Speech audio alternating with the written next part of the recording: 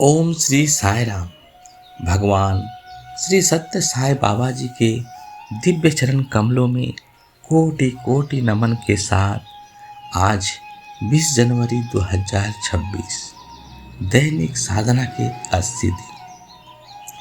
आत्मा की शक्ति को समझने के लिए सर्वप्रथम मन के स्वभाव की जांच करो। इस वाक्य में बाबा कहते हैं, अधिकांश लोग आत्मा की शक्ति को किसी चमत्कार, सिद्धि या असाधारण रूप से जोड़कर देखते हैं, जबकि बाबा कहते हैं कि आत्मा को जानने से पहले मन समझना अनिवार्य है।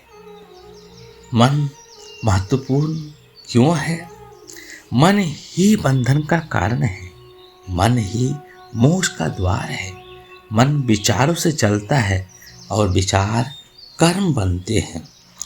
यदि मन चंचल, इच्छाओं से भरा, क्रोध और अहंकार से युक्त है तो आत्मा की शुद्ध शक्ति प्रकट नहीं हो सकती।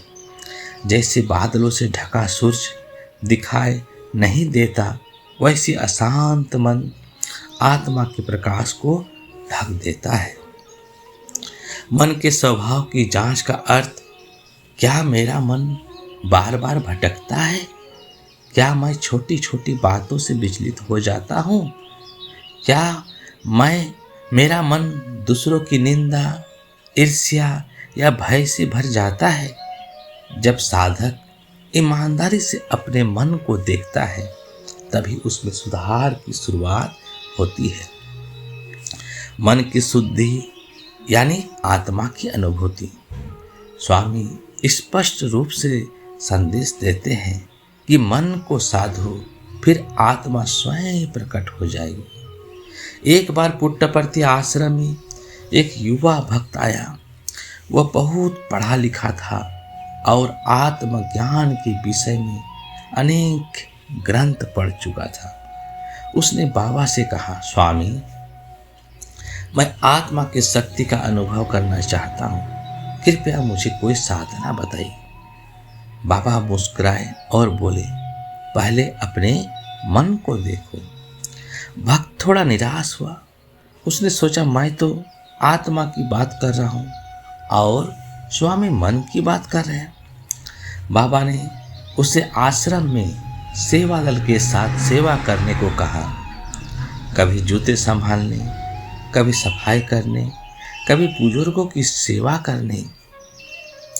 कुछ दिनों बाद वह भक्त फिर बाबा के पास आया और बोला, स्वामी, सेवा करते समय मेरा मन बार बार चिड़चिड़ा हो जाता है, मुझे क्रोध आ जाता है।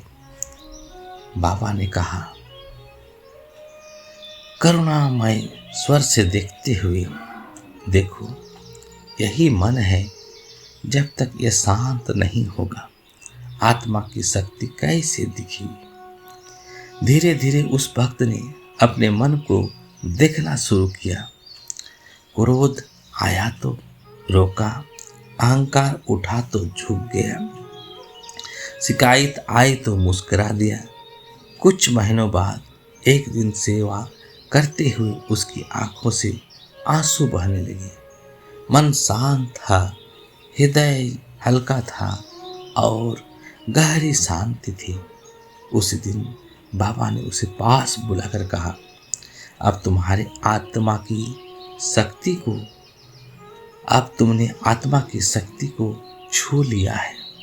मन शांत हुआ, इसलिए आत्मा प्रकट हुई। आज दैनिक साधना का सार यह है कि आत्मा को जानने का मार्ग बाहर नहीं, भीतर है। मन की शुद्धि की सच्ची साधना है। मन की शुद्धि ही सच्ची साधना है। शांत मन में ही ईश्वर का वास होता है। जय जय साई राम। आपका दिन शुभ हो, मंगलमय हो, स्वास्थ्यमय हो, आनंदमय हो और साईमय हो। जय जय साई राम।